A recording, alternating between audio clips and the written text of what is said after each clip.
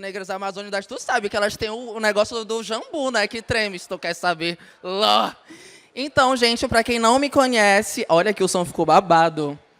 Pra quem não me conhece, eu sou Jotan Lafon, da Casa de Lafon, né? Esse nome Lafon. Que é inspirado em Jorge Lafon, uma pessoa LGBTQ preta, né?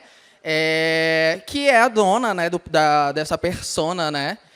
Vera Verão, para quem não conhece. Minha casa ela é de Brasília, fundada lá em 2019.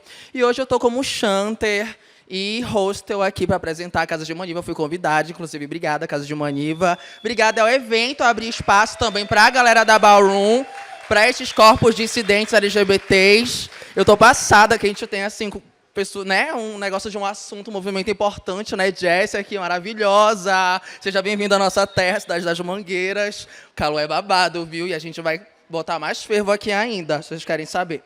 Então, dando assim um negócio de uma contextualizada, gente, é para prestar atenção em mim, não na bota, tá? Por favor.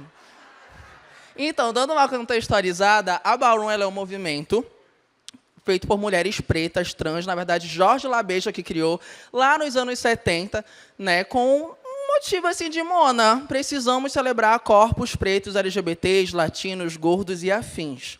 Né, e aí cria-se a Ballroom, né, onde tem 3 pilares, que são as houses, a consciência de gênero e as balls, né, que são esse movimento, esse encontro onde as pessoas vão para batalhar, e aí tem grand prizes, tem close, tem grelhação, e muita coisa, né, que só nós podemos, né, na cultura preta LGBT, podemos proporcionar. Vamos lá, deixa eu abrir meu roteiro aqui, hein, mana? Tia, calma, que eu também estou nervosa. Calma. Então, a cultura Ballroom ela tem todo esse movimento, né, lá dos anos 70, criado por Cristal Labeja, e ela chega aqui no Brasil lá por volta de 2014. Né, e chega aqui em Belém, na cidade das Mangueiras, em 2017. Né? E, em 2019, surge aí, né, a icônica house, né, a primeira house feita por pessoas pretas, que é a House of Maniva, né, e que hoje vem aí fazendo história, né, junto com a Ballroom Pará. E são elas e eles que eu vou chamar para esse palco. Então, DJ, tu já fica atento aí, tá? Que aqui vai ser muita grelhação. E nós vamos começar com o Grand Mash. O Grand Mash, numa ball, significa a apresentação da casa que está fazendo espetáculo, que está fazendo a ball. Então, eu chamo para abrilhantar este evento aqui, Casa de Maniva. Muito barulho, solta o som, DJ!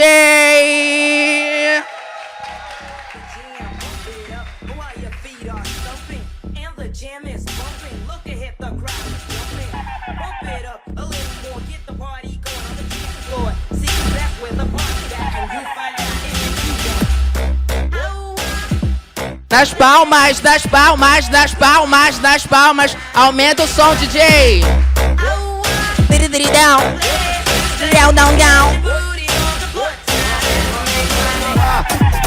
E a Maniva.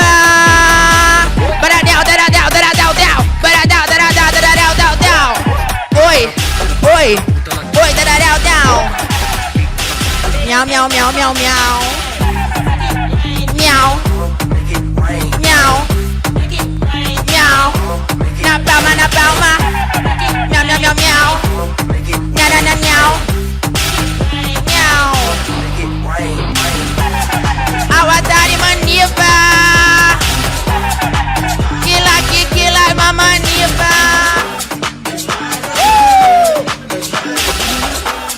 Monis Maniva, miau, miau, miau, miau. Miau, miau, miau, miau. Miau, miau, miau, miau. Miau, miau, miau, miau. Dig, dig, down, dig, dig, down, down. Dig, dig, down, dig, brau, brau, brau. Dig, dig, down, dig, dig, down. Brrr, bum, bum.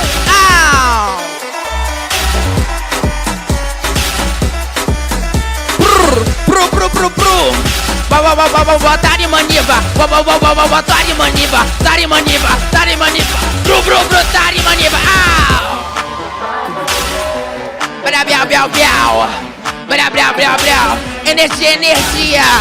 Energia. energia, energia, energia, energia, energia. Dig down, au. Dig down, au. Só com duas scopes ela já quer jogar na cara. Rebolando ela Uau, uau. sentando é vendo. Uau. Vou foder teu batalhão com a minha piroca de metal. Vou foder teu batalhão com a minha piroca de metal. Miau, miau. O GT tocando é o bicho. Miau, miau, miau, miau, miau. E bate o cu, bate o cu, bate o cu, vai. E bate o cu, bate o cu, bate o cu, vai. E bate o cu, bate o cu, bate o cu, vai. Miau, miau, miau, miau, miau. Pose, pose, pose, pose, pose. Eu quero ver o peso dessa pose. Eu quero ver o peso dessa pose. E ver o peso dessa pose. Eu quero o peso dessa pose. Ver o peso dessa pose. Quero ver o peso, au, é dessa pose, au. Muita gritaria para a casa de Maniva. Muitos aplausos. Miau, miau, miau. Agora, DJ, abaixa 10 centavos para eu poder hablar, por favor, que eu quero hablar. Agora eu quero hablar, vou acabar com tudo. Quero hablar. Calma aí, deixa eu pegar meu roteiro. DJ, eu vou te pedir para te abaixar mais 10 centavos. Glória a Deus. Então, voltando, agora um momento assim, de socialização, eu quero que vocês se acheguem mais a perto para saber o que é um pouco mais dessa comunidade, né? Bom, no Mabol, eu como chanter, eu sou a pessoa que eu interligo as pessoas que estão em cena com vocês jurados, então, com vocês auditórios. Então, vocês, enquanto auditório, pessoas que estão aí também nessa comunhão com a gente, aquela muito emoji, né? Então, nessa comunhão com a gente, são muito importantes pra estar jogando energia pra galera, porque a gente tá fazendo pra vocês e vocês estão junto com a gente, certo? Numa performance, sempre que uma pessoa tá performando aqui no meio, ela tem um tempo, e quando for pra finalizar, eu vou dizer assim: eu disse 1, eu disse 2, eu disse 3, e segura essa pose pra mim. Vocês entenderam? Vamos repetir comigo. 7, 8. E eu disse 1, eu disse 2, eu disse 3, e segura essa pose pra... Eu disse 1, eu disse 3, e segura essa pose pra mim. Ok. E aí a pessoa vai parar na pose, independente da categoria. Segundo tópico. Quando tem jurados numa bola, a gente dá tens ou chop. Se a performance foi legal e todos os jurados gostarem, tens. Ah, tem 10 jurados, 9 deram tens e 1 deu chop. Então essa pessoa não passou. Por mais que ela tenha passado pelos 9, mas o não, ela não passou. Tem chop, a gente dá assim, a gente faz um X. Chop, não passou, mana. Foi ótimo a tua performance, mas na próxima a senhora melhora. Tá? E por último, a gente vai pagar o dip de uma pessoa. O nome desse movimento, com licença, o Atari, mostra aqui pra gente, o Atari vai mostrar aqui pra gente, se chama dip, que você dobra uma perna e estica a outra, se chama dip. Quando a pessoa faz esse movimento, a gente faz o quê? Bléu, a gente paga o dip dela. O que que a gente faz? Não tem um bléu, não tem essa coisa, a onomatopeia dela, que ela tem um negócio. A gente só vai... De novo, 5, 6, 7 e... Não tem o bléu, menina. É só a mão aqui, ó. Só pra... Se quiser levantar, tu já... Entendeu? Então, assim que nós vamos... Durante a nossa performance, durante as apresentações, nós vamos precisar de vocês que participem com a gente dentro dessa interação. Posso contar com vocês? Ok, tudo. Continuando a nossa programação, o nosso roteiro. Dentro de uma bola existem categorias... Gente, eu vou ficar andando porque a bota tá muito linda aí, ó. A reluz aqui, ó. Então, dentro de uma categoria, de uma bola, existem categorias dançantes e não dançantes. Categorias não dançantes são categorias de estética. Ou seja, de face, de corpo, de runway, de dress code... Entendeu? Assim, como eu falei pra vocês no início, a Ballroom ela surge pra celebrar corpos pretos. Então, naquele tempo que a gente não podia ser fora, a gente tem toda uma coletividade, uma comunhão entre nós para nós celebrarmos nós mesmos. E assim nasce categorias não dançantes. E categorias dançantes, como o próprio nome já diz, são categorias de danças que são específicas ou não também dentro da Ballroom. Como no caso que vocês viram, Vogue, Fame, Oldway e afins. Bom, então já que nós já estamos explicados, eu quero chamar para a categoria Runway. Runway, obrigada, Father. Para a categoria Runway. Quem é que vai à categoria Runway? Na categoria Runway, existem 2 tipos de caminhar. A categoria Runway, ela é inspirada nas passarelas de Vogue, como o próprio nome da dança diz, Vogue.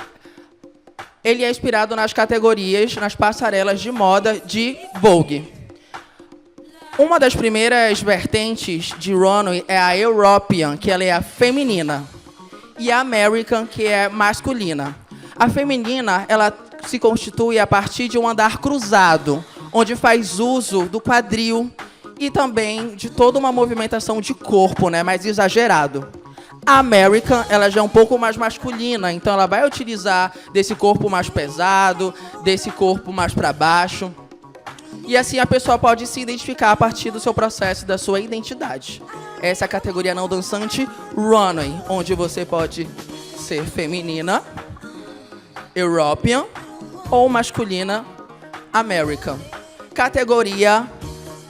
Ah, tá, muito obrigado. E uma categoria nova que está surgindo a partir dos processos de brasilidade, que a gente chama de embrasileiramento da Ballroom, que é a Brazilian Runway, que é esse andar um pouco mais despojado, mais largado, bem o nosso canto brasileiro, bem exagerado, que só o Brasil tem, só o canto do Brasil tem, e claro que ia ter também Brazilian Runway.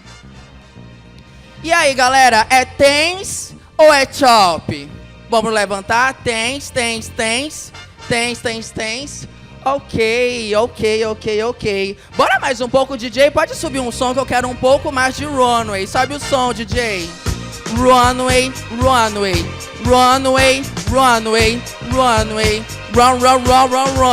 Passa ele e passa ela. Passa ele e passarela. Passa ele e passa ela. Passarela e passarela. Passa ele, passa ela, passa ele, passa ela, passa ele, passarela, passarela. Passa ele, passarela, passa ele, passa ela, passarela e passarela.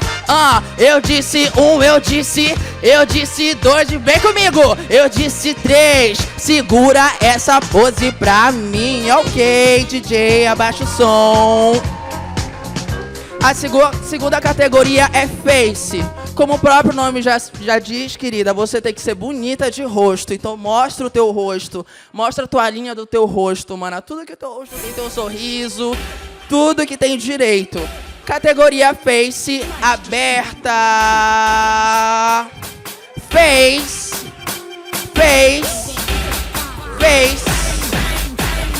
Mostra a tua face. Mostra a tua face na palma, mostra a tua face.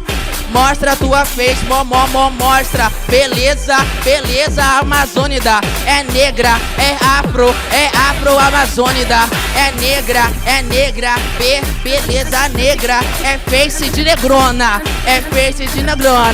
Ai, sou mais eu, sou mais eu. Eu disse 1, eu disse 2, eu disse 3, e segura essa pose pra mim.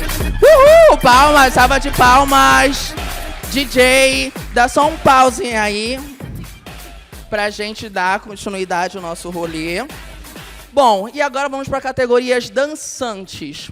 A primeira categoria dançante que surge na Ballroom se chama Oldway, que ela consiste em poses. Então, se você pega uma revista e pega uma pose, pega 2, pega 3, pega 4 e junta, você tem um elemento coreográfico, certo? E daí vocês podem se inspirar em outras referências para ter pose, como de ninja, como Egito, como de samurai, como de old. E assim nós temos a categoria old, a primeira categoria de Vogue da Ballroom, feita pelo nosso father, Ian Maniva, aumenta o som, DJ. Na palma, na palma. Disse na palma, na palma. Eu quero ver, eu quero o peso dessa pose. Ai, eu quero o peso dessa pose. Vem no cante da marcante. No cante, au, brega marcante, no cante, au, e da marcante, vem. E vem no cante, no brega marcante. Vem no brega, vem no cante, vem no brega, vem no cante, vem no cante, vem no cante, vem no brega. E sal, disse, e dá-lhe sal. Endoida, endoida, endoida. Eu disse um, eu disse dois, eu disse três. E segura essa pose pra mim. E por último, e não menos importante, ou melhor, a mais conhecida de todas, é a categoria Vogue Fame. Vogue Fame é uma categoria inspirada nas travestis norte-americanas do Harlem e consiste em 2 tipos de corpos, ou identidades, performances ou afins. Que é a categoria, que é o corpo soft encante, que é um corpo mais gostoso, que é um corpo mais, sabe, uma coisinha mais cremosinha, mais lentinha. E o dramatic, que ela sai doida, faz um trio mortal carpado, e ela gira e ela sai louca. E é isso que a Casa de Maniva vai apresentar agora. Então, categoria Vogue Fame, aberta a DJ. Sobe o som. Monis, baby Monis. Maniva, cremosa, oh, olha como é cremosa. O Dove é dela, o Dove é cremosa. Au! Bora levantar, bora levantar. Bora levantar, de pé.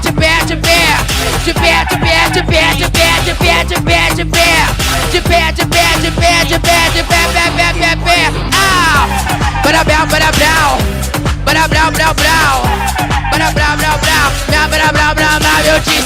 Eu disse um, eu disse dois, eu disse três. E segura essa pose pra mim.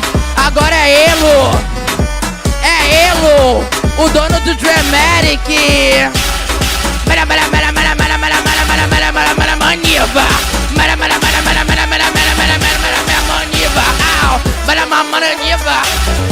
Maniva, Maniva, au, Maniva, Maniva, não me afoba, eu gosto, eu go, au,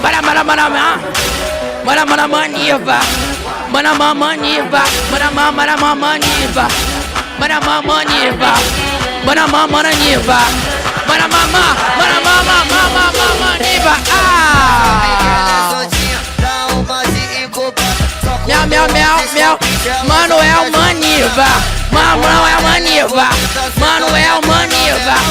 Miau, Manuel Maniva, Kikila Maniva, Kikila Maniva. Ah, ela é fashion, ela é aquila, ela é Maniva, Maniva. Ah, big down. Dig down, vem voguear comigo. Dig down.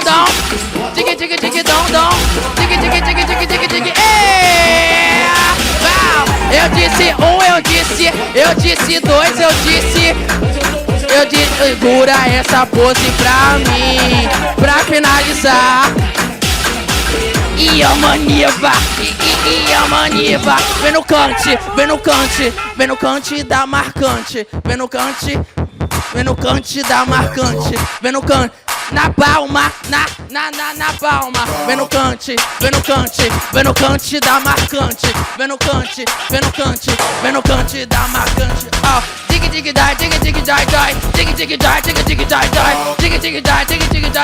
vem voguear comigo, au, dig die,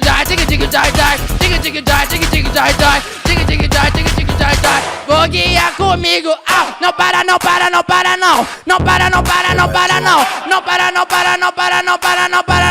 até o chão, não para, oi, não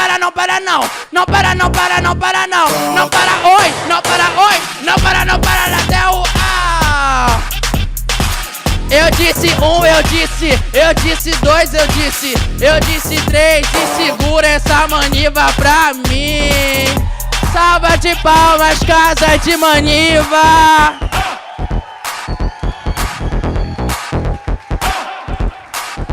E eu quero agradecer ao espaço por abrir, né, a oportunidade para Casa de Maniva, para Baum, agradecer a Maniva pelo convite. DJ, pode abaixando o som. Alguém da Maniva quer se manifestar, quer fazer os agradecimentos? Não, porque a gente já falou tudo o que tinha que falar, não é mesmo? Vocês gostaram? Mais alto! Mais aplausos!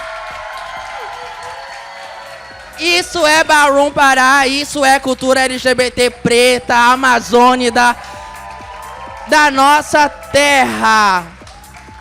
Vamos lá pra baixo, deixa eu bater uma foto. Ai, já tem a foto aqui, aquela. Sigam @Ballroom Pará, sigam Casa de Maniva Pará, Casa de Maniva Belém, é Belém Pará? São Paulo.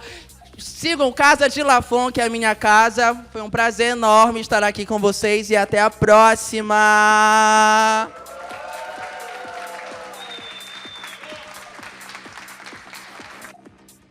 Salve, salve, boa tarde. Boa tarde não, boa noite, né? É isso. Venho aqui para dar um informe rápido que acontece em todo último dia de festival. Sim, está acabando o Festival Fala 2024. E esse informe é que, como fizemos em Salvador em 2022, fizemos em Recife no ano passado, lançaremos aqui em Belém um edital de jornalismo, né, que ainda não está divulgado, mas em breve estará divulgado nas nossas redes sociais e no nosso site. O que esses jornalistas e comunicadores apresentaram agora é resultado do edital que lançamos em Recife. Então, como é praxe, né, lançaremos um edital para a cidade de Belém e o estado do Pará, como um todo. Então, pessoas de Belém e do estado, fiquem de olho nas nossas redes, que logo lançaremos regulamento e mais informações de como o edital funciona, quem pode participar. Já dou um spoiler aqui. Precisa ser só para jornalista? Não. Comunicador popular pode? Pode. Artista pode? Claro que pode. Artista se comunica, né? Então, em breve lançaremos mais... Vai perguntar? Tá. Em breve lançaremos mais informações, então fiquem de olho nas nossas redes sociais e no site do Festival Fala, que é festivalfala.org.br. É isso. Obrigado.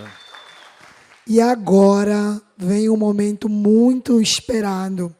A gente vai receber em Belém, né, no próximo ano, a COP, a tão falada COP. E essa mesa agora, que é a mesa de encerramento, vai uma pergunta para vocês.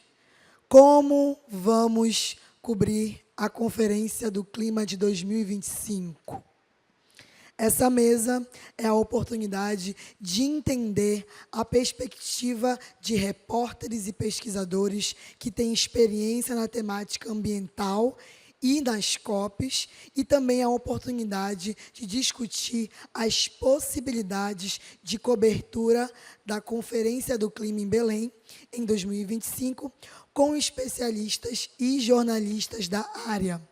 E a gente chamou um time de peso, né, como diz aqui no Pará, a gente não é pouca merda, a gente traz logo, né, uma galera de peso para falar. E a nossa mediadora é a Ana Carolina Amaral, jornalista ambiental há 16 anos e colabora para veículos como Folha de São Paulo e Repórter Brasil. Sobe aqui, mana.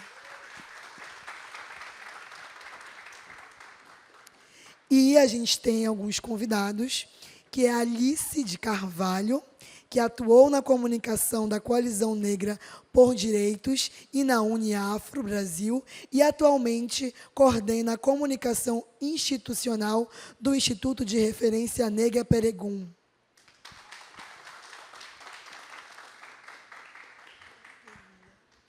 Também queria chamar essa mamãe linda, maravilhosa, que eu soube até que tinha uma Nazaré Tedesco querendo roubar o filho dela, mano.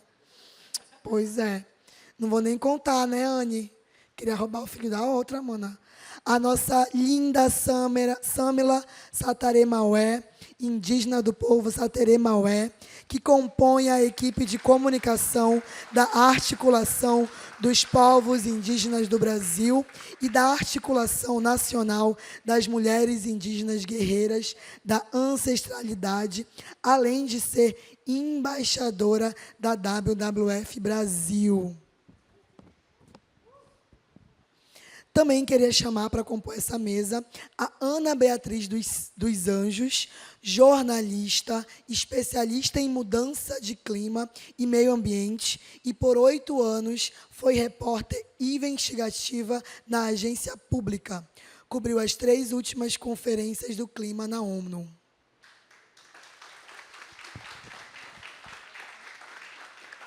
Também queria chamar ele, o nosso reizinho lá de Santarém, Marcos Wesley, cofundador do Tapajós de Fato e assessor político e institucional do Comitê COP30, mobilização da sociedade civil que debate as temáticas relacionadas à realização da Conferência do Clima.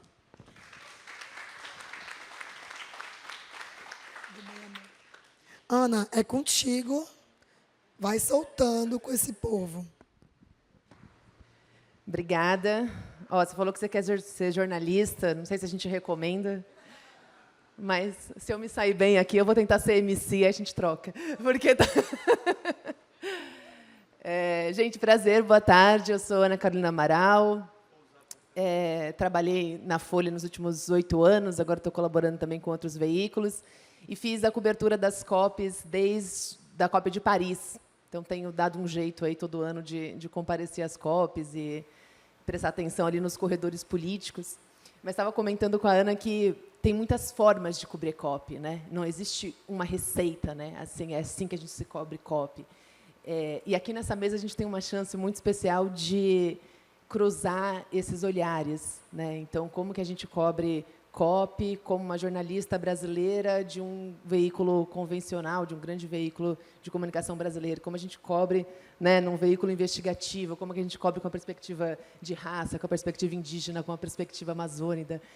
E é isso que eu queria ouvir de vocês num primeiro momento, e depois a gente discute um pouco da COP30, né, que diferença que faz ter essa conferência aqui no Brasil, né? Qual que é a relevância disso para cada um desses olhares, dessas perspectivas que a gente tem aqui.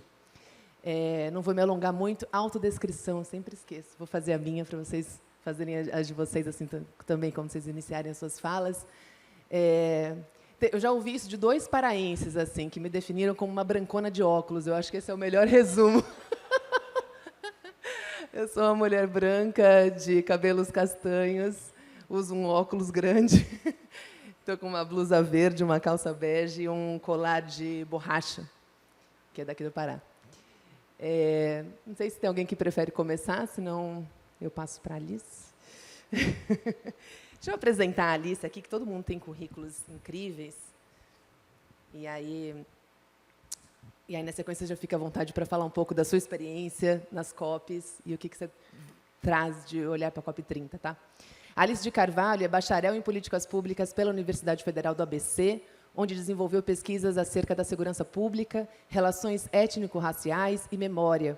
Atuou na comunicação da Coalizão Negra por Direitos e da Uniafro Brasil, e hoje coordena a comunicação institucional do Instituto de Referência Negra Peregum. Vai lá. Oi, gente. Dá para me ouvir bem? Se tiver algum problema com o microfone, me avise. Primeiramente, eu queria agradecer, né? Eu acho que estar nesse festival tem sido uma troca muito rica, assim, né? Muita coisa boa passou por aqui. E é uma honra também estar junto com essa galera muito potente para a gente discutir algo tão importante que está chegando, né? Como a Carol já explicou, meu currículo ele é bagunçado, né? Eu saio das políticas públicas e começo a flertar com a comunicação. E a minha entrada na comunicação ela vai pelo movimento negro, né? Então, eu começo a minha atuação na UNEAF Brasil, que é um movimento de cursinhos populares, que atende São Paulo, Minas Gerais, Rio de Janeiro, e que tem uma atuação muito forte, né? Também é uma organização que compõe a Coalizão Negra por Direitos, onde eu também atuei na comunicação. E é como eu tenho me construído, né? Ainda estou em processo de construção, né, de uma comunicadora que comunica o movimento negro, né? Então tem sido né, e com uma percepção ali de políticas públicas, que é um desafio, mas também que é complementar, né? Quando a gente vai pensar em como comunicar os territórios, como comunicar o que a gente tem presenciado ao longo dos anos, assim, eu acho que a visão das políticas públicas ela abre um leque muito massa, assim, para a gente pensar a comunicação, né? E eu acho que essa resposta, né, o que a gente pode esperar, eu acho que pode partir muito do que a gente constrói dentro do instituto, assim, né, da caminhada que a gente tem lá. O Instituto de Referência Negra Peregum, ele é um instituto que nasce, né, do bojo do movimento negro mesmo, para fortalecer o campo e fortalecer ações que já estão nos territórios, né? Então, a partir disso, a gente tem, né, algumas diretorias temáticas, e uma delas é de clima e cidade, né? E dentro dessas diretorias, a gente vai discutir combate ao racismo ambiental e também a gente vai discutir o direito a cidades antirracistas. E a partir dessas duas agendas, assim, a gente vem construindo um caminho de incidência política local e também começa a adentrar na Conferência do Clima, assim.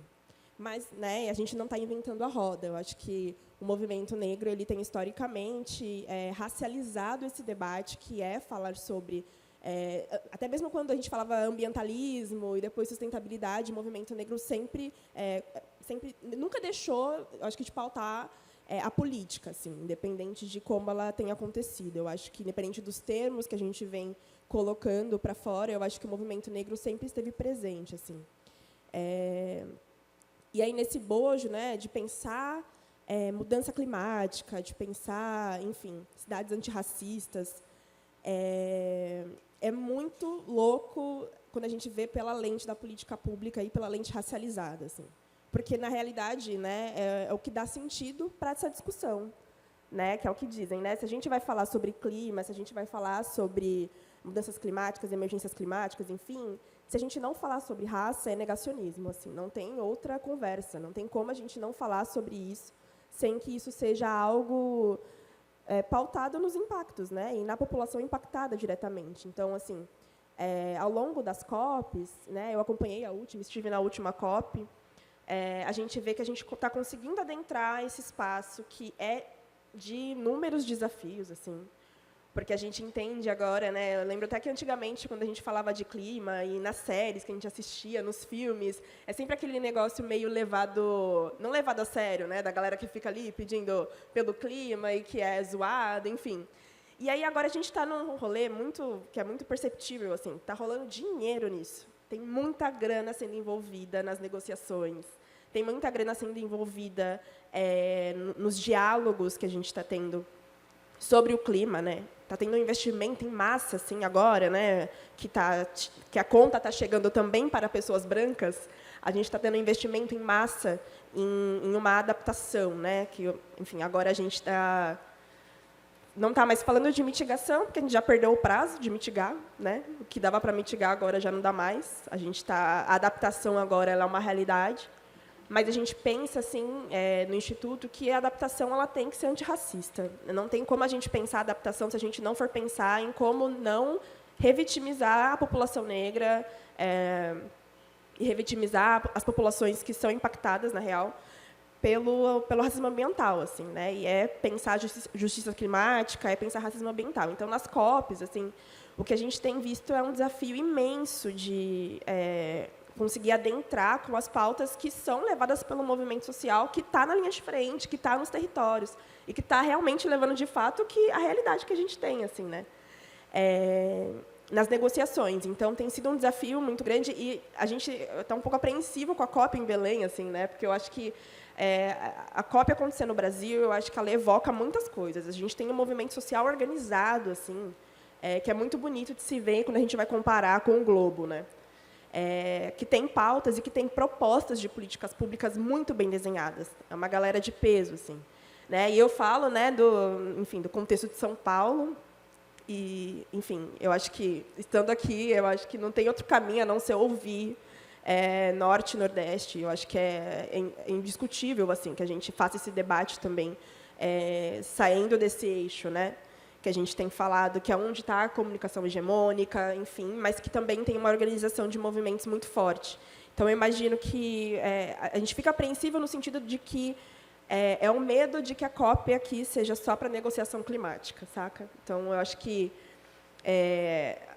a garantia da mobilização dos movimentos, a garantia da mobilização dos movimentos negros e sociais, eu acho que ela precisa estar no plano de ação, assim, né, da COP. Eu acho que é a partir daí, inclusive, que a gente pode pensar na cobertura, né? Eu sei que são muitas, e são mesmo muitas formas, mas eu acho que é a partir das vozes dessa galera que a gente tem que estar pensando em pautar e também constranger o governo, gente. Eu acho que é isso também, né? A gente tem um governo de esquerda. Na última COP, a gente conseguiu ver alguns avanços em algumas negociações. Eu acho que, por muito disso, né, da gente ter a volta do governo de esquerda, mas que isso não faz com que a gente se baste, né? Eu acho que constranger, sim, constranger a população que, inclusive, elegeu, né, e que precisa dessa conta de volta, assim. Então, fico imaginando como é uma estratégia que eu não sei nem dizer qual.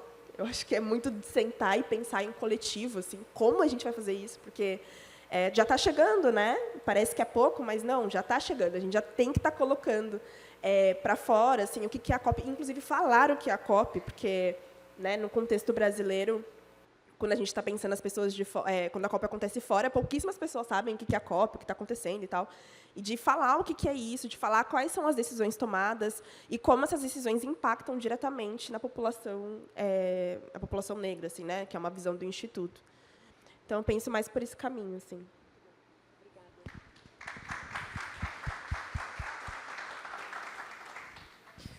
Muito interessante quando você fala assim, né, medo de que a COP seja só sobre negociação climática. Isso eu acho que é importante a gente levar para o público agora, né, para a gente ir se preparando para essa cobertura, porque a gente fala muito de COP e quem não vai na COP fica com essa impressão de que tá bom, um monte de negociador, né, sentou lá, negociou um monte de palavra e o mundo continua do mesmo jeito. Né? Que diferença que faz? Por que é importante para a COP? Né? E a COP ela é muito maior que a negociação mesmo. Eu acho muito interessante quando você fala. Medo de que seja só sobre isso, porque ela nasceu para ser só isso. Né? As COPs nasceram para ser simplesmente negociações diplomáticas, mas a conferência extrapolou esse sentido a partir do momento que a sociedade civil, as ONGs, os movimentos, os empresários começaram a participar da conferência e aproveitar esse momento de encontro para a mobilizagem da climática como um todo, né? Para muito além da diplomacia. E acho que os movimentos brasileiros aproveitaram muito isso em diversos momentos. Assim, eu tenho vários registros de COPs em que a gente talvez não tenha avançado nada na negociação, mas que o brasileiro conseguiu, ali no hub brasileiro, ali no stand do Brasil na COP, fazer um encontro de deputado com senador, de mobilizar uma agenda, de parar uma agenda antiambiental. Né? Então, muita coisa se mobilizou ali em paralelo. E a Samela tem essa experiência de COPs também, né, trazendo essas pautas que vão para muito além da negociação diplomática. Queria que você contasse um pouco dessa experiência. Antes, eu vou apresentar o currículo da Samela. E aí, se a gente puder lembrar de fazer a autodescrição também, que eu sempre esqueço, mas não quero que vocês esqueçam. Quer fazer a sua agora? Vou fazer que eu esqueci também. Eu sou uma mulher negra, estou usando dreads compridos, com as pontas meio caramelo, visto um vestido bege, meio esverdeado, não sei. Uso um colar de búzios. É isso? Valeu. E agora, então, passando para a Samela Sateré Maué, que é indígena do povo Sateré Maué, bióloga formada pela Universidade Estadual do Amazonas, ativista ambiental e comunicadora. Compõe a equipe de comunicação da APIB, a Articulação dos Povos Indígenas do Brasil, e da AMIGA, a Articulação Nacional das Mulheres Indígenas Guerreiras da Ancestralidade. É embaixadora da WWF Brasil e também é produtora de conteúdo digital, inclusive sigam, porque é muito bom o Instagram dela, onde ela compartilha o ativismo e a pauta indígena com seus mais de 100 mil seguidores. Boa noite, pessoal.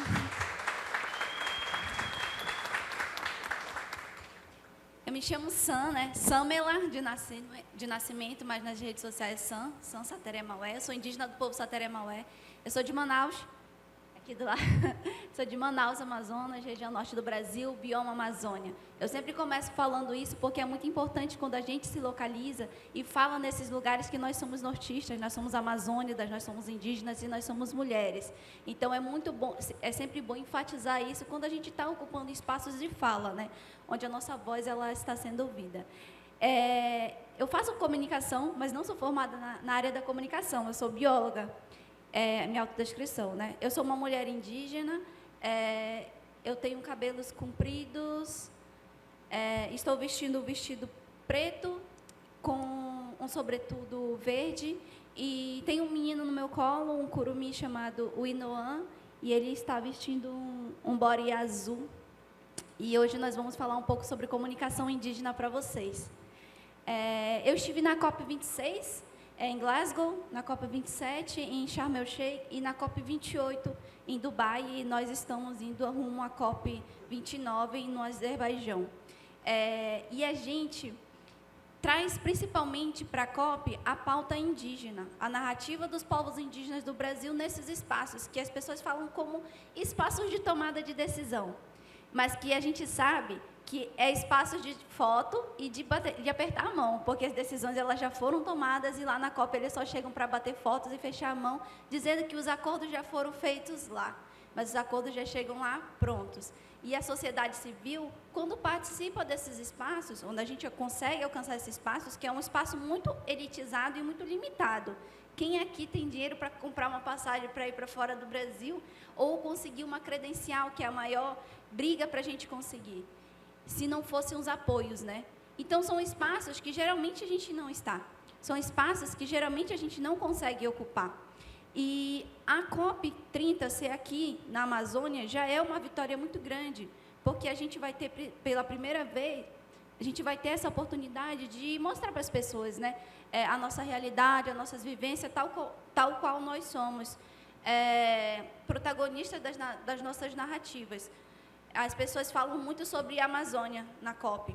Quando a gente pergunta de onde você é, Indigenous Peoples the Amazon, Indigenous Peoples the Amazon, the Amazon, the Amazon, e nunca tem ninguém da Amazônia no debate.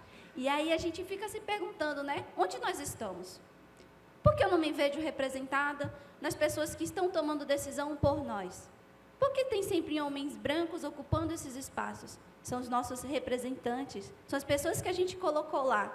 A gente, ou a maioria do Brasil, porque nem sempre é a gente que coloca essas pessoas lá, né?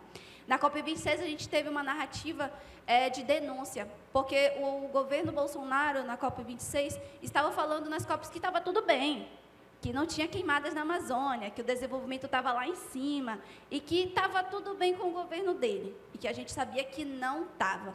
Nós fomos lá denunciar tudo o que estava acontecendo, todo desmatamento, queimada, invasão, morte de povos indígenas, principalmente por conta do marco temporal, que vem se arrastando desde 2021 até 2024, que agora é lei. E que a gente precisa debater isso também na COP29 e na COP30, porque o marco temporal ele não pode seguir matando os povos indígenas. Mas, voltando ali na COP26, a gente foi com a principal denúncia. Nós conseguimos ir com 46 lideranças indígenas do Brasil, incluindo homens e mulheres indígenas, pautar sobre a denúncia contra o Bolsonaro, contra o presidente Bolsonaro, as mentiras que ele estava falando na ONU. A gente desmentiu ele muito bonito lá. E falamos que nós, povos indígenas, somos os principais guardiões do meio ambiente. Nós precisamos estar no centro do debate sobre mudanças climáticas. E a gente não pode ficar comendo pela beirada nas COPs. A gente não pode estar lá andando sem estar nas mesas de negociação. A gente precisa estar no centro dos debates. E quando o financiamento climático chegar para os povos indígenas e para as comunidades ribeirinhas, quilombolas e unidades de conservação, que nós sejamos as pessoas que vão gerenciar os recursos, e não o governo, porque o governo ele não gerencia da forma que é para ser gerenciado. E nós temos a total capacidade de gerenciar os nossos próprios recursos e fazer as nossas próprias medidas, tal qual a gente já vem fazendo há muitos anos, porque nós, povos indígenas, com as terras indígenas demarcadas, a gente consegue barrar a crise climática. E é o que a gente vem fazendo, né? E já na COP27, a gente levou uma narrativa muito de... Estamos em uma transição. O que esperar para os próximos anos? O que esperar desse novo governo? Ele apoiou ou ele não apoiou? Ele vai ajudar ou ele não vai ajudar? Levou a gente na rampa, mas e aí, vai demarcar a terra indígena? E aí, vai deixar explorar petróleo na Amazônia? Mas e aí, qual é a dele? Ele vai apoiar de fato? Então, a gente sempre tem um pé atrás, né? Quando se trata de pessoas que não são indígenas, que estão ali no poder e que estão ali para negociar os nossos direitos. Então, a gente levou a narrativa dessa mudança, né? Do que esperar para os próximos anos. E na COP28, tanto na COP26 e na COP27, a gente já levou a narrativa da demarcação já, que a gente precisa das demarcações das terras indígenas para barrar a crise climática. Sem os povos indígenas, não há solução para a crise climática.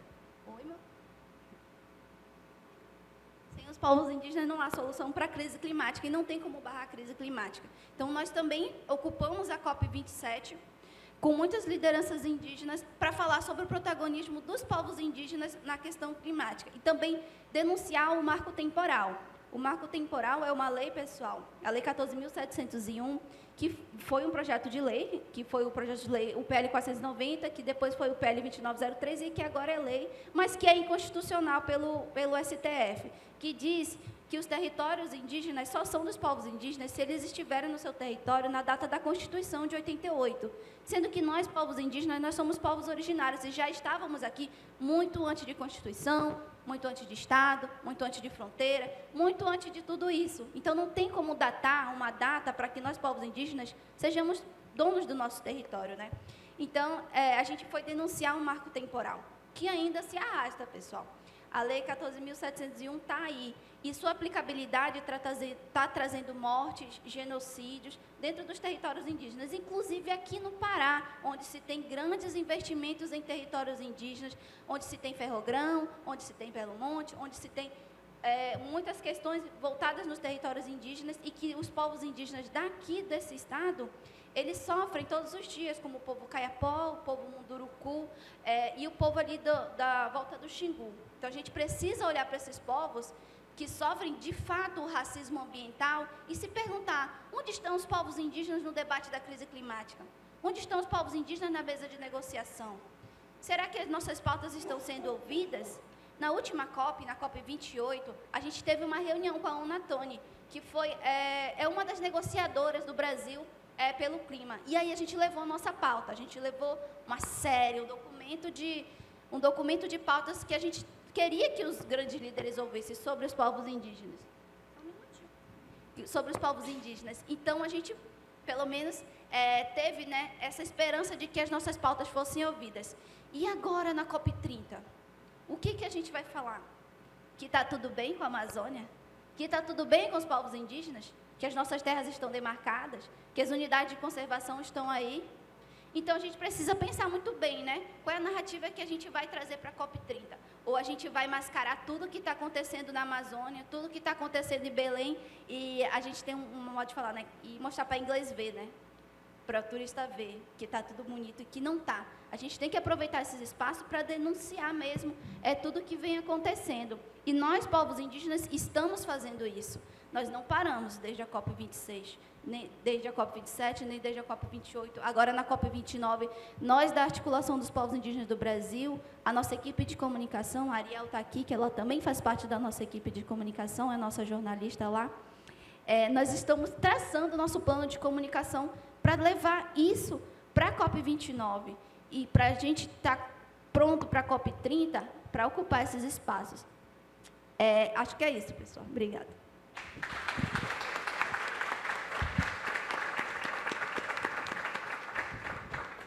Obrigada, Sam. Eu achei muito bom esses pontos sobre aproveitar a atenção internacional para denunciar o que acontece no território, porque essa é uma estratégia que os movimentos já fazem, né, nas COPs que acontecem aí pelo mundo, e que agora ganham uma outra força, né, quando a COP é aqui. E um pouco do convite que o Lula fez em 2022, quando ele foi ao Egito, ainda antes de tomar posse, para fazer, né, o convite que a COP fosse no Brasil em 2025, era nesse sentido de, bom, já que o mundo está tão preocupado com a Amazônia, vem reconhecer a Amazônia, né, e os movimentos dão um outro significado para isso, né? Então, vamos conhecer a complexidade dos conflitos aqui também. E as comunicadoras que a gente ouviu aqui, né, do movimento negro, do movimento indígena, vão para as COPs, como elas contaram, com uma pauta muito clara. Né? Então, eu acho muito interessante quando você falou, se não fala de racismo, deixa eu pegar a aspa certinho, para não ser imprecisa. Se não falar sobre raça, é negacionismo. E aí a Sam falou para a gente, não tem solução climática sem povos indígenas. Então, tem um olhar, e a gente na pauta ambiental procurou trazer isso para o jornalismo, né, que não é uma pauta, é um olhar sobre todas as pautas. Então, na comunicação ambiental, era um sonho antigo dos jornalistas ambientais, é que todo jornalista conseguisse usar esse olhar das implicações ambientais sobre qualquer história. Né? E aí a comunicação antirracista, que a gente viu agora nessa mesa anterior, traz esse olhar. Né? Assim, se não falar sobre raça, é negacionismo, você não pode ignorar. E com o movimento indígena é a mesma questão. Né? Então a gente precisa aprender a ter um olhar mais holístico, né? Que dê conta de mostrar a complexidade do que a gente vive. E para a gente, como repórter, né, Ana, nesse lugar, isso é um baita desafio, ainda mais naquela correria de COP, lidando com um assunto complexo, global, e com um ritmo de jornalismo, né, que muitas vezes nos impede de fazer uma leitura mais fina, mais aprofundada. Queria que você contasse um pouco da sua experiência nas últimas COPs, com o seu olhar sobre a COP 30, e também essa relação com as pautas que os movimentos levam para a COP, né? Eu vou contar um pouquinho do currículo da Ana. Ana Beatriz dos Anjos é jornalista especializada em mudança do clima e meio ambiente. Por 8 anos foi repórter investigativa na agência pública, cobriu as 3 últimas COPs do clima da ONU, em Dubai, Sharm el-Sheikh e Glasgow. É membro da Oxford Climate Journalism Network, nossa, muito inglês agora, que é muito chique. E fellow do Climate Tracker e do International Center for Journalists, formada em jornalismo pela Casper Libero. Obrigada. Oi, gente, tudo bem? Meu nome é Ana Beatriz, vou fazer a descrição para não esquecer. Então, eu sou uma mulher pequena, baixinha, branca, com cabelo liso, castanho, também uso óculos e estou usando uma blusa bege e uma calça preta. Bom, como a Ana já introduziu aqui o assunto, eu fui, por 8 anos, repórter da agência pública, que é uma agência de jornalismo sem fins lucrativos, com foco em jornalismo investigativo. E, nos últimos anos, venho me especializando em jornalismo ambiental, em jornalismo climático. Conheci a Ana na cobertura das COPs. Tive a oportunidade de acompanhar as 3 últimas. E, como a Ana estava dizendo, gente, as COPs elas são eventos enormes, complexos, gigantescos, cada vez mais, né? Acho que a gente atinge um pico em Dubai. A intenção para esse ano, para a COP aqui em Belém, é que sejam eventos menores, inclusive, porque o tanto de gente que foi para Dubai, acho que bateu 80 mil pessoas, fica realmente um pouco insustentável, assim, né? A convivência, a logística num evento tão grande como esse. Mas, de qualquer forma, são eventos enormes que, na verdade, são vários eventos em um mês, em um só. Né? Nas negociações em si, já são várias reuniões. Né? Tem a reunião da COP, tem a reunião das partes do Acordo de Paris, a reunião das partes do Protocolo de Quioto. Então, na agenda de negociações, já são vários itens e agendas ali sendo discutidas. E aí, além dessa agenda de negociações, tem ainda os pavilhões dos países, né, que tem cada um a sua programação, e aí parece uma feira, né? Acho que quem tem ido nos últimos anos tem um pouco essa impressão, porque é tudo acontecendo ao mesmo tempo, milhares de palestras e debates com pessoas, autoridades de todos os lugares do mundo. E tem ainda essa agenda de movimentos sociais, né? São 2 espaços na COP, né? Acho que a gente precisa começar também a se apropriar um pouco dessa estrutura do que é a COP, de como ela funciona. A gente precisa começar a entender melhor isso, até para poder fazer uma cobertura, né, mais adequada ali. Tem a Blue Zone, que é onde acontecem, né, esses eventos, as negociações, né, o espaço oficial das negociações. Ali só entram as pessoas credenciadas. A Sam ela falou bem, né, da dificuldade de conseguir um credenciamento, muitas vezes de imprensa, de sociedade civil. E aí tem a Green Zone, que normalmente fica perto, mas são espaços separados, que é onde tem toda a agenda de movimentos sociais, de sociedade civil, que, em tese, é um espaço pensado justamente para aproximar a sociedade do local ali, né, da cidade que está recebendo o evento, desse debate climático, que é essa coisa inacessível e complexa, né? Então, é isso. É um evento que tem muita coisa acontecendo ao mesmo tempo, e nós, enquanto comunicadores, jornalistas, a gente precisa ir com um olhar assim, minimamente focado no que a gente quer acompanhar, porque acompanhar tudo não dá. Assim. E se você chega lá sem saber muito bem o que você quer olhar, o que você quer seguir, você acaba se atrapalhando. Eu sei, porque a primeira vez que eu fui, aconteceu isso comigo. Eu queria chorar em posição fetal, assim, nos primeiros dias. Tentando entender tudo aquilo que estava acontecendo, sem saber direito, e daí, para você entender, a dinâmica demora alguns dias, né? E nisso ali as coisas já andaram e você vai perdendo as oportunidades que se apresentam naquele espaço, né? Por mais que seja um lugar inacessível, que seja um lugar cheio, né, discussões cheias de tecnicalidades que são pensadas mesmo muitas vezes para excluir, né, para fazer com que as pessoas normais não entendam o que está sendo discutido ali. Ainda assim, é um espaço muito importante de negociação, onde as autoridades do mundo todo se reúnem, os movimentos sociais, os cientistas. Então, para quem é comunicador, para quem é jornalista e está fazendo essa cobertura, é importante ter o olhar ligado para isso, porque essas pessoas, elas dificilmente vão estar juntas e disponíveis ali em outras ocasiões que não uma COP. Então, também tá ligado para as oportunidades que esse evento apresenta para a gente que é jornalista, de entrevistas que a gente quer fazer e etc.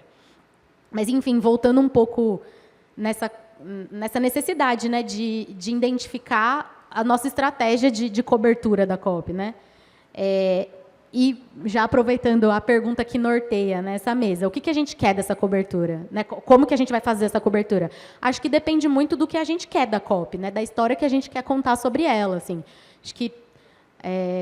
né, o pessoal que trabalha com o movimento negro, o Samela, que trabalha com o movimento indígena, já tem essas pautas muito claras, né, muito identificadas, que precisa ter um olhar racial sobre o debate climático, precisa ter um olhar dos povos indígenas sobre o debate climático, mas as pessoas, os jornalistas que vão cobrir por veículos, tanto da grande imprensa, veículos tradicionais, como veículos independentes, precisam ter isso bem claro também, assim, e pensar que as negociações que estão acontecendo ali, as pessoas não entendem, porque, de fato, são cheias de tecnicalidade, mas que a gente precisa aproximar essas negociações da vida das pessoas. Eu acho que isso é o mais importante, assim.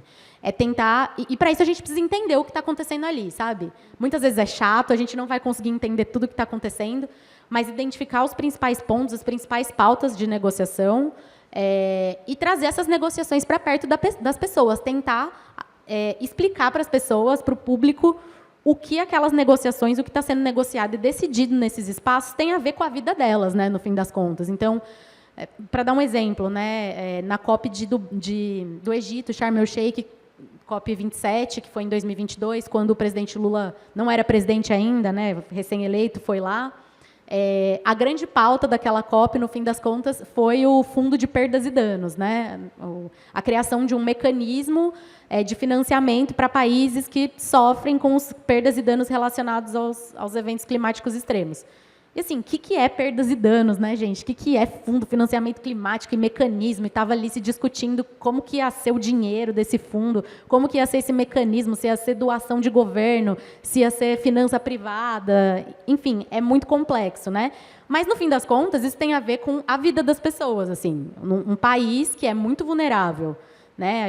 O Brasil mesmo, né? A gente tem visto aí Rio Grande do Sul, agora aqui, né, seca aqui na Amazônia, vários eventos extremos, mas pensando também, por exemplo, nas pequenas ilhas, né, que são muito ameaçadas pelo avanço do nível do mar, são lugares que efetivamente correm o risco de sumir do mapa, literalmente, de ter que a população toda migrar para outro lugar por conta da mudança do clima. Ter um fundo de perdas e danos é extremamente importante para lidar com os impactos da crise climática que já se manifestam naqueles lugares. Então, parece muito distante, como a Ana disse, parece que são negociações que, no fim das contas, não adiantam nada, né, não servem para nada, que as coisas são decididas ali e não tem impacto na vida das pessoas, mas tem. Né? Poderiam ter mais, poderiam sempre avançar mais rapidamente. Acho que os movimentos sociais, a sociedade civil que acompanha esses eventos faz essa crítica de maneira muito adequada, porque a emergência climática ela exige um ritmo de resposta que muitas vezes a política não é capaz de dar, né, infelizmente. Então, a gente tem que estar sempre pressionando para que esse ritmo de resposta, né, dos tomadores de decisão, das autoridades, ele seja cada vez mais rápido, correspondente com a emergência climática. Mas, sim, as coisas que estão sendo decididas ali são muito importantes. A gente precisa se apropriar delas, precisa entender o que elas significam para poder comunicar elas para as pessoas. Então, enfim, não vou aqui me alongar muito, porque a gente pode conversar melhor depois, né, nas perguntas, mas acho que o fundamental, enquanto comunicadores, é que a gente estabeleça estratégias de comunicação, a gente se informe sobre esse processo, por mais excludente, técnico e inacessível que ele seja muitas vezes, e tenha sempre esse norte de explicar, traduzir essas negociações para a vida das pessoas, porque só assim as pessoas, a população, o público também vai se interessar por entender aquilo, por acompanhar, né, aquela cobertura que quem faz, né, acho que a Ana também pode falar muito bem disso, tem muito essa crise, né, de, enfim, tá aquele evento acontecendo, as milhões de negociações ali, a coisa acontecendo, e muitas vezes os próprios jornais aqui no Brasil, né, não dão muita importância, não destacam as matérias, tal.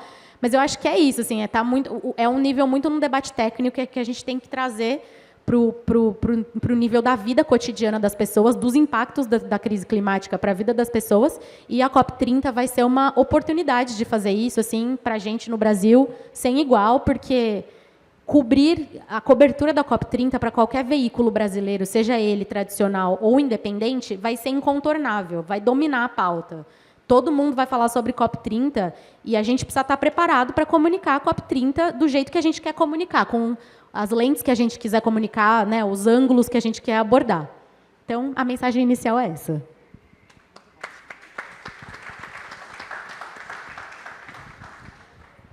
Eu vou passar imediatamente para o Marcos, porque ela levantou a bola, deixou do jeitinho para você chutar, que é como é que a gente aproxima das pessoas, né? Então, na sua experiência no Tapajós de Fato, como é que tem sido a cobertura da COP, olhando para os amazônidas, né, para o seu público?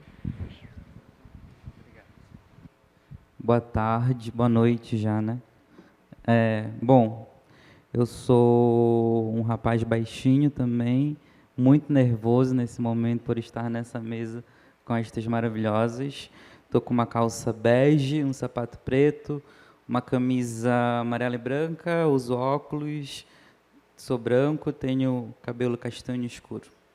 Bom, a minha primeira COP foi a de Dubai, então eu tenho menor experiência em COPs do que vocês, mas, de fato, foi bem traumático, de alguma forma, a experiência. Assim, primeiro pelas distâncias, né?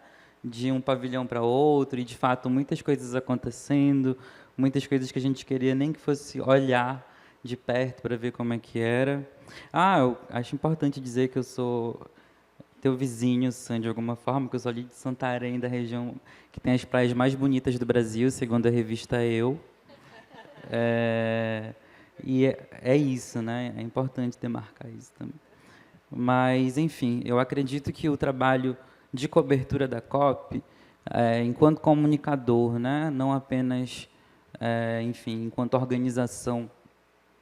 E hoje eu estou com 2 bonés do Tapajós de Fato e do Comitê COP30, mas é um trabalho que ele precisa, de COP30, iniciar imediatamente por uma série de fatores, seja pela revisão do Acordo de Paris, que vai ser feito por aqui, seja a apresentação da nova NDC do Brasil, né, também nessa agenda toda, e a gente precisa que essa pressão toda que a Alice falou, de fato, precise ter um rumo imediatamente, porque, enfim, e a exemplo e reflexo muito disso é a vergonha que se apresenta através do Plano Clima sendo construído nesse Brasil, em que tem sido dito que é participativo, e Santarém vivenciou, inclusive, nessa semana, a maior verdade sobre isso, né, de que participativo tem apenas o título, infelizmente.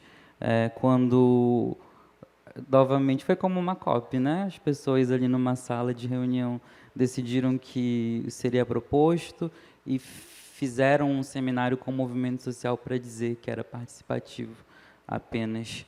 dessa maneira. Então, acho que a gente precisa, de fato, dessa pressão de uma forma um pouco mais precisa e concisa, e a gente tem que entender para onde direcionar essa pressão, porque eu realmente entendo que não é apenas para o Ministério do Meio Ambiente que a gente tem que mirar nessa nossa estratégia, mas sim todo o Conselho Interministerial, de alguma forma, na Casa Civil, que a gente sabe que, apesar de ser da base do governo, né, ter um ministro que é do PT e não petista, de alguma forma, acaba, de fato, excluindo essa participação da sociedade civil nesse processo. E eu também tenho muita expectativa com esse boom do movimento social, e a gente tem um movimento social no Pará muito bem organizado também. Quando eu vejo, sei lá, o MAB, o MAN, o movimento indígena, o movimento quilombola pensando em fazer outras COPs durante a COP, assim, tipo, fico ainda mais feliz com essa dimensão toda, porque vai ser um momento da gente, de fato, apresentar para o mundo que toda essa publicidade que o governo do Estado tem usado a seu favor, de fato, é apenas um discurso também e nem um pouco coerente. E muitas mobilizações da sociedade civil têm se levantado nesse momento, com destaques ao Comitê COP30, é claro, mas a Cúpula dos Povos de uma COP30, a COP das Baixadas, entre outras tantas mobilizações que se colocam nessa agenda, nesse momento, para que a gente consiga entender esse processo e entender de que forma isso vai acontecer de uma forma mais, pelo menos, intensa, né, a respeito disso, já que, como tu disseste também, a gente sabe que esse ano a COP vai ser menor e certamente a COP do Brasil vai ser menor ainda. Então, inclusive com o número de pessoas credenciadas para participar, o que já limita ainda mais a nossa participação dentro dessa pressão que exigiria ali na Blue Zone. Então, o que nos cabe é nos organizarmos enquanto sociedade civil, é lembrarmos que o nosso inimigo em comum é outro e não entre a gente, né? O que infelizmente ainda acontece muito frequentemente, e empurrar, né? Tentar empurrar essa porta, tentar fazer essa pressão para que a gente consiga, ainda que não seja uma agenda de COP, mas pressionar a demarcação de terras indígenas, enfim, a reforma agrária no Brasil, que é uma urgência necessária, e a gente sabe de todas essas políticas, enfim, que a gente também já está cansado de repetir, mas que de alguma forma nos exige. E enquanto veículos, o que nos cabe, com toda sinceridade, é entender esse nosso lado nesse momento e, enfim, o Tapajós de fato vivencia muito isso, de fato tomar esse lado e entender o lado que a gente está nessa cobertura e mostrar a realidade do que tem acontecido, do que acontece, do que pode ser dito, do que não pode, do que já foi contado até aqui, e a gente fazer publicamente, né, através de todos os instrumentos que a gente tem. Inclusive, hoje a gente lançou uma rádio web, depois sigam a gente no Instagram, Web Rádio Banzeiro, porque a gente também vai ter essa cobertura por lá. A ideia é de que até a COP30 ela também seja uma rádio FM, então, enfim, muitas novidades por aí. Mas eu realmente entendo que é isso, a gente precisa tomar um lado nesse sentido e fazer essa pressão através desse nosso ativismo, dessa nossa relação enquanto pessoas da sociedade, acima de qualquer outro processo que limite a nossa atuação.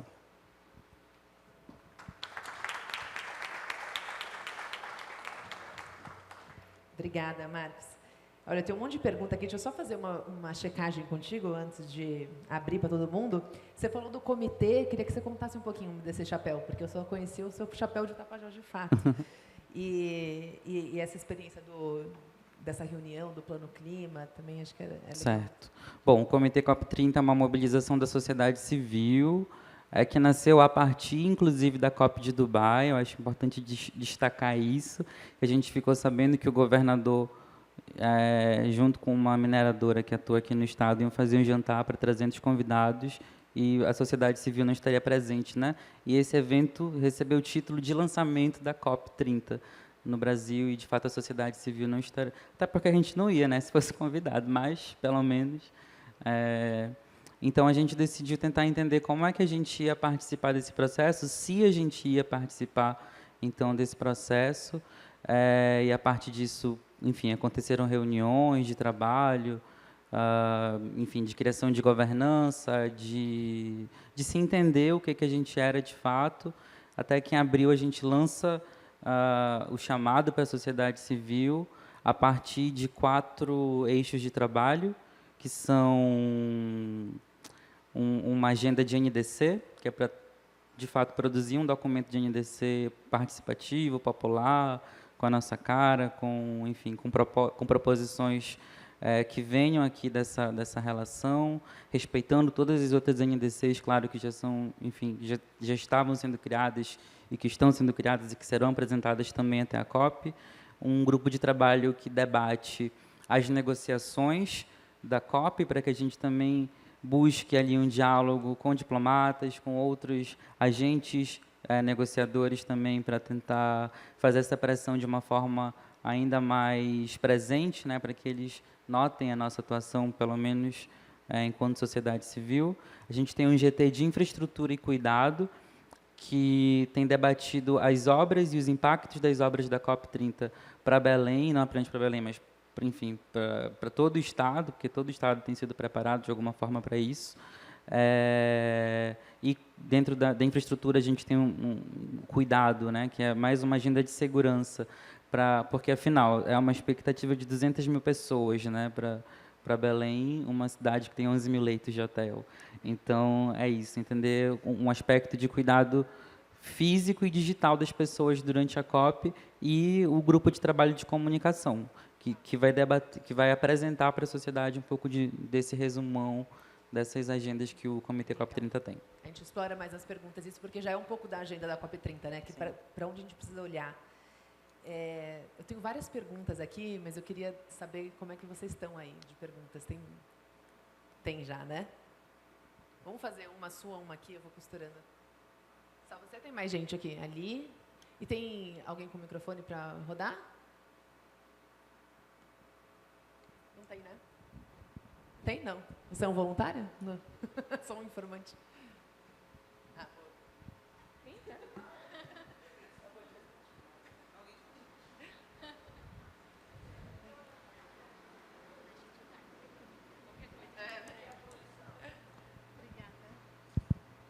Oi, gente, boa noite. Me chamo Daniele. Vocês contaram que vocês já foram em várias COPs. E eu queria saber como que vocês conseguem recursos ou a possibilidade de conseguir ir. Eu, por exemplo, trabalho num veículo, uma emissora de TV. Por parte da emissora, não há uma iniciativa. Vai lá, cobre essa COP lá em Azerbaijão, já vem afiada para a COP30, não rola isso. Só que eu tenho interesse, mas não sei por onde começar. Montar um roteiro de viagem, pesquisar preços, enfim, para conseguir um patrocínio. Então, eu queria saber com vocês como que vocês conseguem. Tem gente que já foi para várias COPs aí, para, de repente, dar uma luz e, quem sabe, dar certo comigo. Essa é uma grande pergunta. Vamos fazer mais uma ali, e aí a gente junta depois.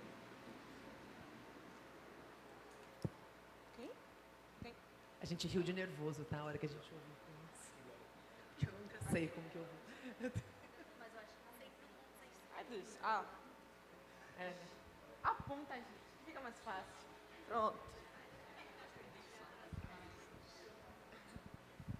Boa tarde. João Paulo aqui. A pergunta vai ficar livre para qualquer um responder, mas vocês falaram que as pessoas não se conectam muito com a COP, que parece que a COP é uma coisa muito distante das pessoas.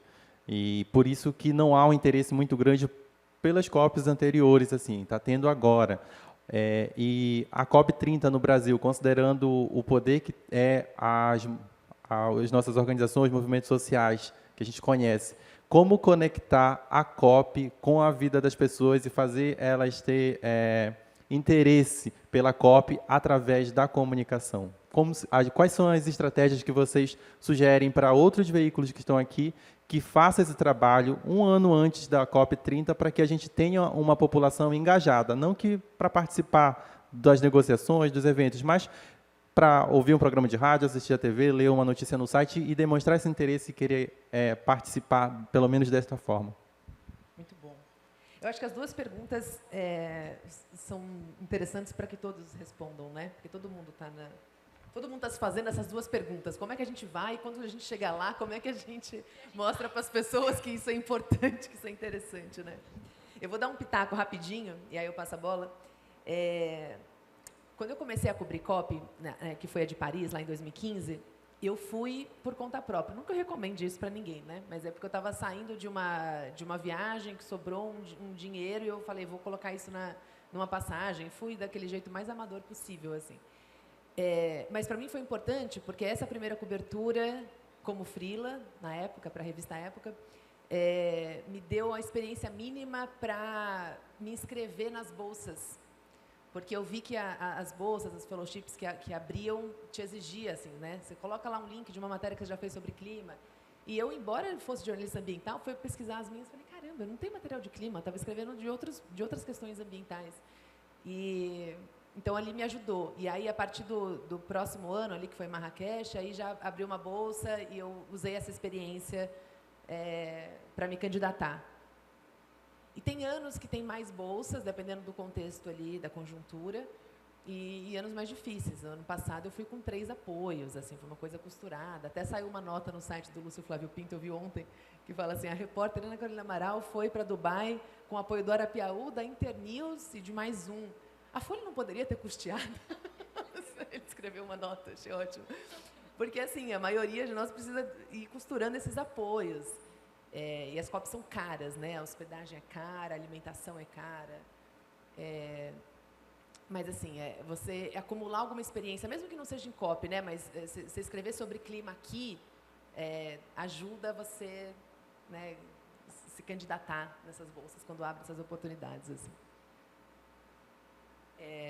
E aí vou deixar para vocês, e a segunda do interesse das pessoas, eu acho que é uma grande pergunta para a gente debater nessa nossa última meia hora de conversa aqui.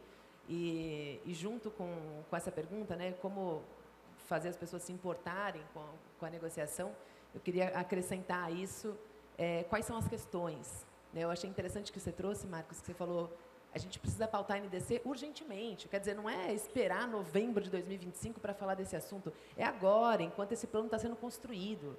Né? Quando a gente tem a oportunidade de pautar algo que está adiante, né, para que as pessoas consigam se alertar a tempo de participar.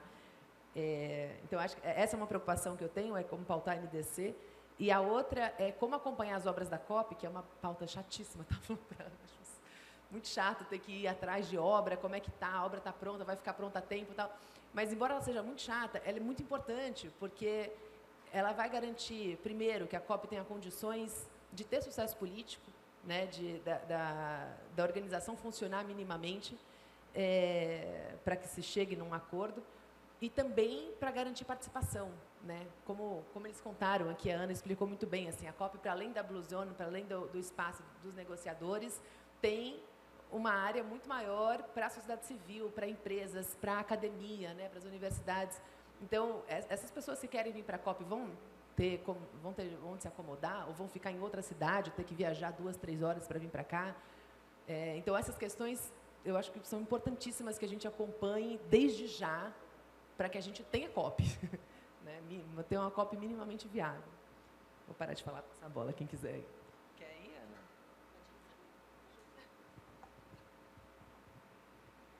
Acho que a Ana já falou bem sobre financiamento, é sempre muito difícil, assim, até nos... Bom, eu trabalhei num veículo independente, já era mais difícil, mas acho que até para os veículos tradicionais, repórteres de veículos tradicionais precisam lutar pelo financiamento, né? Você pensa, uma Folha de São Paulo, dos maiores jornais do país, e não bota dinheiro, né, para o repórter ir, assim, o repórter tem que ir lá e tentar apoio. Então, é difícil, é uma questão difícil.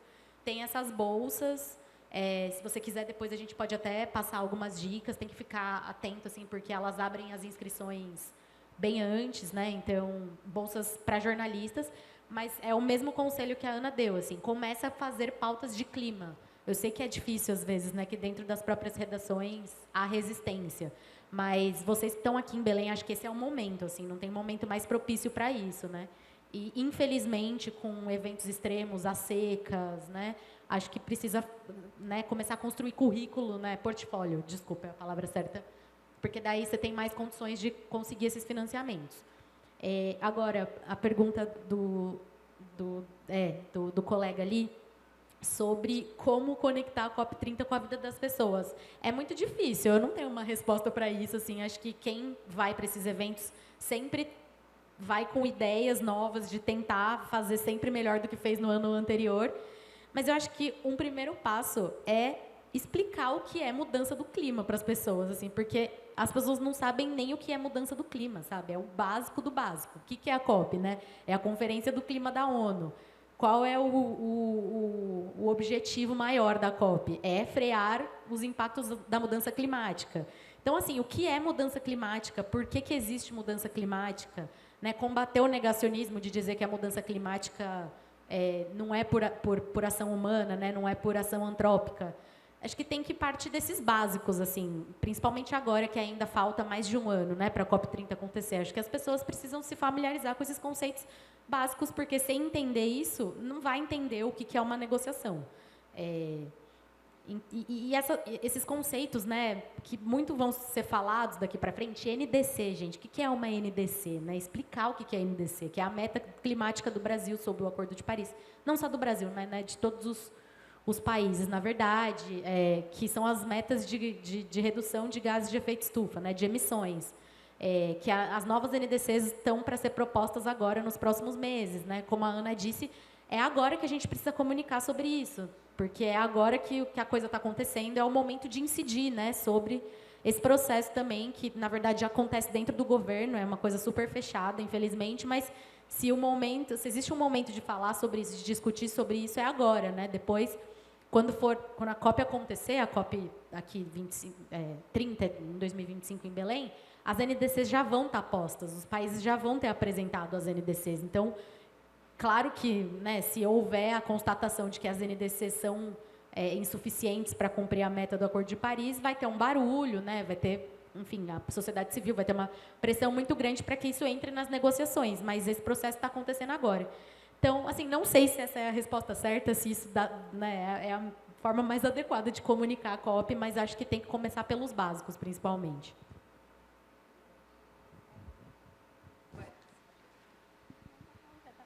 Tá bom.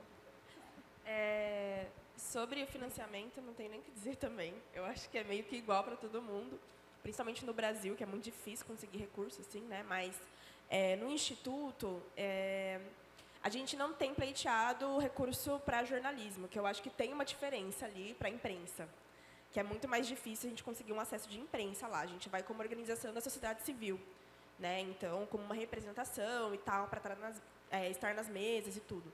Mas tem uma diferença, eu acho que é seguir a dica delas aqui. Vai dar bom, acredito. E sobre a sua pergunta, cara, eu fico na mesma, assim, é muito difícil ter uma resposta, mas, assim, pensando na perspectiva racial, eu entendo que a gente tem um desafio posto muito anterior, que é assim, como que a gente consegue fazer a galera se importar com o genocídio negro, com o extermínio dos povos indígenas, povos quilombolas. Eu acho que esse é o ponto de partida, assim, para a gente conseguir fazer com que essa galera olhe para as mudanças climáticas como a gente tem colocado. E isso, eu tenho até uma cola aqui, que eu vou pegar a minha colinha, que ano passado, o Instituto Peregun, junto com o Projeto SETA, eles realizaram uma pesquisa sobre percepções sobre o racismo no Brasil. E nessa pesquisa saiu que apenas 24% da população brasileira sabe o que é ou já teve contato com o termo racismo ambiental. Então, assim, óbvio, a gente não está falando de racismo ambiental há 40 mil anos, é um termo que a gente vem elaborando, né? Igual, a gente passou por ambientalismo, sustentabilidade, enfim, a gente vai mudando essa gramática, né, para se atualizar no tempo. Mas sobre racismo ambiental, a galera não está sabendo o que é. Só que, assim, não sabe o que é o conceito. O que é a prática do racismo ambiental nos territórios, a galera está sabendo, né? E aí eu lembro que, assim, eu estava no carro... Eu moro numa parte... eu moro em Santo André, que faz parte da região metropolitana de São Paulo, e Santo André é cortado pela represa Billings, né? E aí, há muito tempo atrás, tinha um teleférico lá, enfim, tinha uns... do lado de um parque, assim. E aí, para chegar na minha casa, você passa pelo parque. Aí tinha um teleférico, pedalinho, um restaurante panorâmico, um negócio tal, e não tem mais. Assim, eu nunca vi aquilo ativado. E toda vez que eu passo por ali, eu vejo aquela estrutura desativada, aquele negócio e tal. Até que um dia eu estou com meu pai andando e eu falo, nossa, bem que podia voltar, né? Porque para mim é só história. Meu pai que conta, assim, que era da hora, que tinha show, que a galera ia para lá e tal. E era uma galera preta, né? Uma galera que morava ali. E aí eu falei para ele, nossa, seria legal se voltasse, né? Para chegar pessoas aqui, movimentar esse parque, que é lindo e tal. Aí ele falou assim, mas se chegar vai sair todo mundo daqui, né? Aí que eu entendi, que aí abriu uma brecha para que eu pudesse falar. Eu falei, pai, isso tem nome, né? Isso é racismo ambiental. Né? Então, você está falando que se chegar um desenvolvimento, né, que é como a gente dá nome para isso, e isso vai implicar na exclusão de pessoas daquele território, e ele sabe que aquilo vai acontecer, ele já sabe o que é o racismo ambiental, só que a gente não apresentou naqueles termos. Então, eu acho que um caminho seria a gente fazer essa conexão. Ó, isso que você está vivendo aqui não é só porque a natureza decidiu hoje que aquele barranco vai cair, que aquele deslizamento vai acontecer, que aquela enchente vai acontecer, mas que está atrelado a uma escolha. E é uma escolha política, né? Uma escolha política de empurrar essas pessoas para essas margens, sabe? E começar a conectar. E cada vez que mostrar uma enchente, que mostrar a força da natureza, a gente fala assim, não é só a força da natureza, tem uma explicação por trás, existe um motivo para que pessoas que moram em encostas sejam desalojadas sem qualquer tipo de política de moradia digna, assim, né? Existe um motivo para que as pessoas pretas do urbano temam a chuva, sabe? Existe um motivo, não é à toa. Eu acho que o que a gente precisa mais, na real, além da apresentação dos conceitos, que é muito importante, é fazer a conexão com a realidade. A galera sabe que é racismo ambiental, a galera sofre com racismo ambiental todos os dias. Então, eu acho que é mais sobre como a gente consegue fazer a conexão do que já está posto, do que tentar, sei lá, enfim, fazer uma grande campanha, sabe? Mas assim, é um trabalho que é difícil também. Eu acho que é um trabalho que a gente pode colocar, inclusive, que está sendo colocado, na verdade, na mão dos movimentos que estão nos territórios, que estão na ponta, né? Que estão lidando com isso todos os dias. Enfim, imagino que esse seja mais um caminho, assim, sabe? Não sei se eu consigo te responder também, porque vou falando e elaborando, mas é mais ou menos por aí. Nossa. Então, sobre financiamento, eu acho que é meio que igual, né, para todo mundo. A gente precisa de apoios, e para apoios a gente precisa meio que ter um portfólio. Quando a gente é ativista ambiental, a gente entra meio que num nicho de pautas ambientais, um nicho de apoiadores e tudo mais. Eu lembro que na COP26, eu não sabia nada sobre COP. Eu não sabia o que esperar, o que era debatido. Mas eu fazia parte do Fridays for Future Brasil, e toda sexta-feira a gente fazia greve pelo clima. E quando se aproximou a época da COP, os próprios apoiadores se organizaram, como assim, vocês não vão estar, você não vai estar e tal. Eu falei, eu gostaria de ir. E aí um foi chamando o outro, e aí o Instituto Arapiaú conseguiu a passagem, o WCS conseguiu a credencial, o Greenpeace conseguiu a estadia, né? O hotel lá. Então, foi bem assim. E aí, a partir dos próximos anos, o Instituto Arapiaú apoiou totalmente, porque eu entrei para um programa de fellows ali no Arapiaú, e aí eles já apoiaram o restante, né? Agora, esse próximo ano, dentro da Articulação dos Povos Indígenas do Brasil, também e da Amiga, a gente também atua com apoiadores. Só que, geralmente, as lideranças que vão, né? A comunicação sempre só sobra uma vaga. Uma vaga, a comunicação é a última. E, se faltar, a comunicação é cortada. Então, vai só as lideranças e tudo mais, né? E aí, vai um comunicador, uma comunicadora para cobrir, para fazer foto, para fazer a pauta. E aí, a galera também fica trabalhando no online. É bem difícil a gente fazer a cobertura dessa forma, né? Então, mas para a gente alcançar esses espaços é bem assim, pegando aqui, pegando ali, apoia aqui, apoia ali. Eu lembro que os outros ativistas do Fridays for Future Brasil ficaram bem na última COP, né, a gente tentou financiamento, só conseguimos levar 3 ativistas. E depois só conseguimos levar mais 4. E foi bem difícil a gente conseguir estar nesses espaços, né? A delegação do Fridays e depois nós, povos indígenas, ter esses apoios. Na última COP, a gente já conseguiu o credencial do governo, porque a gente já tinha o ministério, né? A história já era outra, a gente já tinha um monte de credencial, porque nós tínhamos o ministério, os outros ministérios também davam credencial para a gente, e aí faltava só o apoio das passagens, que às vezes também o ministério cobriu, né? Então, foi bem melhor na última COP. Nas primeiras, não, porque a gente tinha um governo que não era apoiador, então a gente tinha que conseguir credencial de outras de organizações da sociedade civil que cediam uma vaga para a gente, uma credencial, era briga por credencial, para poder a gente estar nesses espaços. E aí, sobre como que a gente fazia as pessoas se aproximarem da pauta, né? Acho que se a gente não se vê representado, se a gente não entende, a gente não se aproxima. Se eu não entender nada, se eu não me ver representado, eu não vou me aproximar. E é isso que a gente via nos grandes veículos de comunicação e COPs. Para nós, povos indígenas, a comunicação é uma ferramenta de luta e resistência. Eu lembro que a gente assistia o Jornal Hoje, o Jornal Nacional, todos os jornais aí, os grandes, e eu nunca via falar sobre povos indígenas tal qual nós somos. Sempre usavam a palavra errada. Os índios, as tribos, não sei o que lá. Aí eu falei, gente, a gente não é assim. Por que estão falando assim sobre povos indígenas se nós não somos assim? Eu acho que a COP também é dessa forma. Se a gente não entende sobre mudanças climáticas, se a visão que a gente tem de mudanças climáticas é aquele urso que está lá em cima daquele gelo, naquele livro de ciências que a gente viu na 4ª série, a gente não vai se aproximar da pauta se a última questão que a gente vê sobre mudanças climáticas é isso. Se a referência que a gente tem de cientistas são homens de idade, são homens brancos de idade, né, aquele cientista maluco. Se a referência não for uma mulher indígena, sendo uma mulher cientista, se não for uma mulher preta, sendo uma mulher, uma cientista. Então, a gente precisa se aproximar da pauta se a gente se vê representado.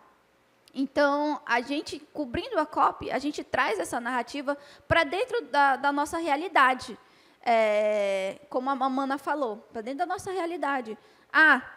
Se o nosso rio aqui, o nosso Uatu, como os Krenak falam, eles tá só dejetos de mineração, e isso é mudanças climáticas. Se o nosso rio aqui está poluído, se os peixes estão morrendo por falta de oxigênio ou qualquer outro poluente, mercúrio que está aqui, isso também é mudanças climáticas.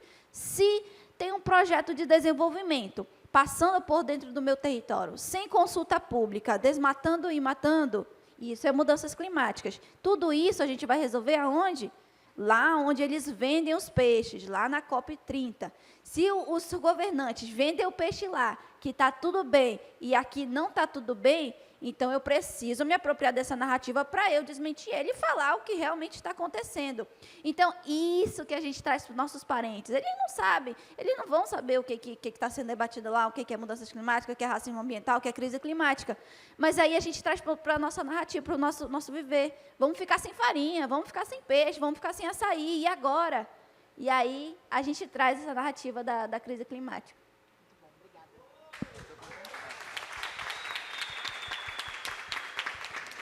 Eu estou contemplado, mas eu queria só dizer sobre o lance do financiamento, que eu também dei sorte, assim, tipo, na última, pelo menos, de, sei lá, um homem desistiu de ir, um homem comunicador LGBT desistiu de ir, e eu preenchi a vaga dele, assim, porque era isso, né?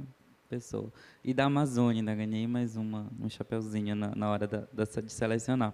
Mas eu realmente me senti contemplado e reforço, acho que os exemplos práticos do que já estão acontecendo são a melhor forma da gente comunicar no nosso dia a dia, né? Desde a, sei lá, a interrupção da chuva em Belém, enfim, o sumiço das ilhas que a gente tem observado com uma frequência ainda maior por aqui também, das ilhas que eram pequenas e que têm desaparecido assim do nada. Acho que são exemplos práticos que a gente consegue trazer para esse comunicar. Obrigada, Marcos. Olha, a gente está acabando, porque faltam 6 minutos para as 8. Quero saber se tem alguém que quer falar, assim, 30 segundinhos, alguma coisa que ficou engasgada, faltando. Ou se a gente pode encerrar. Vocês estão contemplados? Então, você quer fazer uma fala de agradecimento? Não, a gente só vai encerrar, já é 8 horas, meu bebê está chorando ali. Só queria fazer uma fala de agradecimento, agradecer a essas pessoas que estão aqui, nós que somos comunicadores, a gente faz essa pauta. A gente pode se ver representada em alguns espaços, porque a gente está falando da nossa narrativa. Não é mais uma grande mídia que está falando por nós falamos por nós, e nós consumimos o nosso próprio conteúdo. A gente está num patamar que nós fazemos uma comunicação incrível. Nunca a comunicação foi tão democrática como ela é agora. Nunca a comunicação foi tão acessível quanto ela é agora. E eu fico feliz por isso, porque agora a minha mãe pode entender o que é um projeto de lei. Os meus parentes podem entender o que está acontecendo, o que está sendo votado no Senado, que eles não sabem sobre política. Realmente, a gente não tem educação política, a gente não tem educação ambiental nas escolas. E aí a nossa comunicação faz o quê? O trabalho de democratizar, de desmistificar, de decolonizar. E festivais como esse são muito importantes para que a gente alcance a pauta, a gente compartilhe experiências e fortaleça uns aos outros. Obrigada.